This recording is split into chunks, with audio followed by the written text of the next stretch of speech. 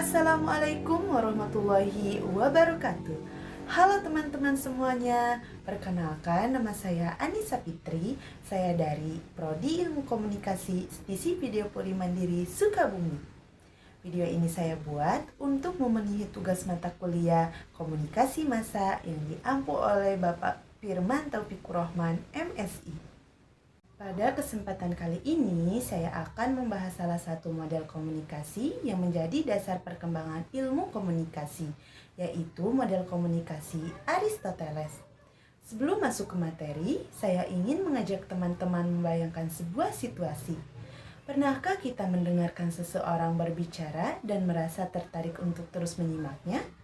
Padahal, mungkin topiknya sederhana, tetapi karena cara penyampaiannya jelas, percaya diri, dan meyakinkan, kita jadi lebih mudah memahami apa yang disampaikan.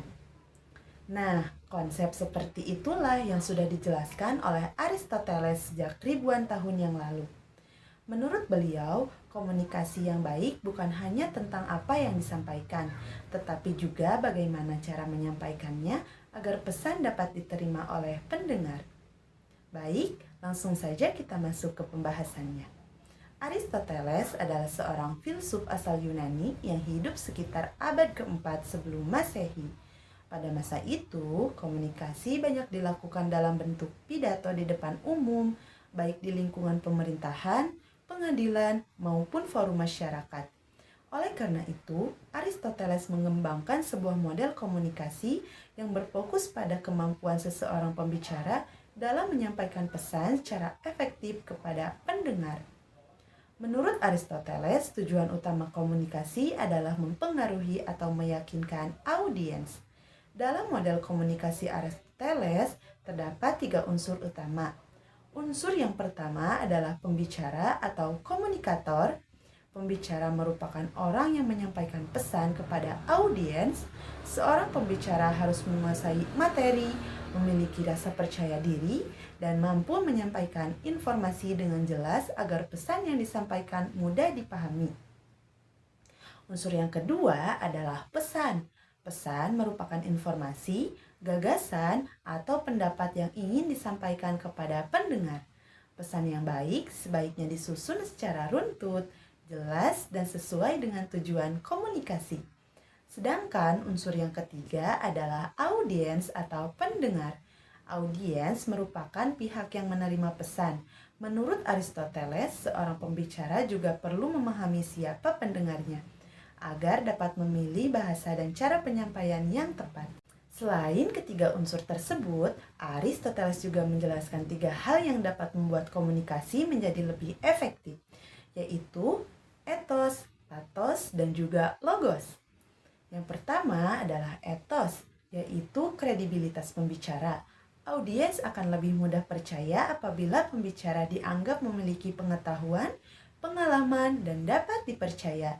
Yang kedua adalah pathos, yaitu kemampuan pembicara dalam membangun kedekatan emosional dengan audiens. Misalnya melalui contoh yang dekat dengan kehidupan sehari-hari atau penyampaian yang mampu menarik perhatian pendengar. Kemudian yang ketiga adalah logos, yaitu penggunaan logika, fakta, atau data sebagai dasar penyampaian pesan. Dengan adanya bukti yang kuat, audiens akan lebih mudah menerima informasi yang diberikan.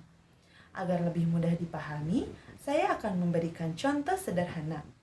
Misalnya, seorang dosen sedang menjelaskan materi di kelas. Dosen berperan sebagai pembicara, materi yang disampaikan merupakan pesan, sedangkan mahasiswa adalah audiens.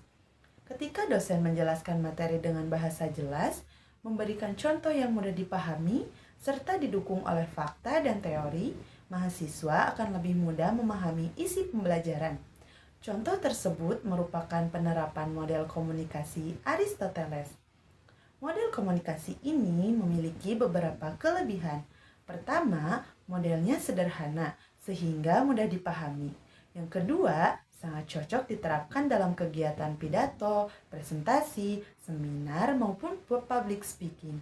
Selain itu, model ini mengajarkan pentingnya mempersiapkan materi dan memahami karakter audiens sebelum menyampaikan pesan. Namun, model Aristoteles juga memiliki kelemahan.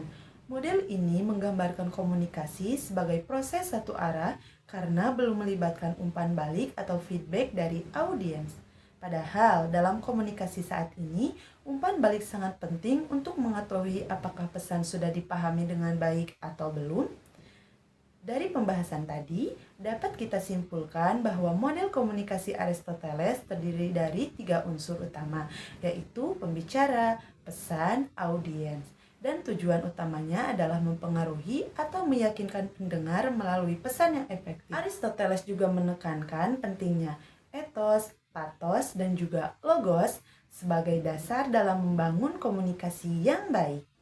Meskipun model ini tergolong sederhana dan masih bersifat satu arah, teori Aristoteles tetap menjadi salah satu landasan penting dalam perkembangan ilmu komunikasi hingga saat ini.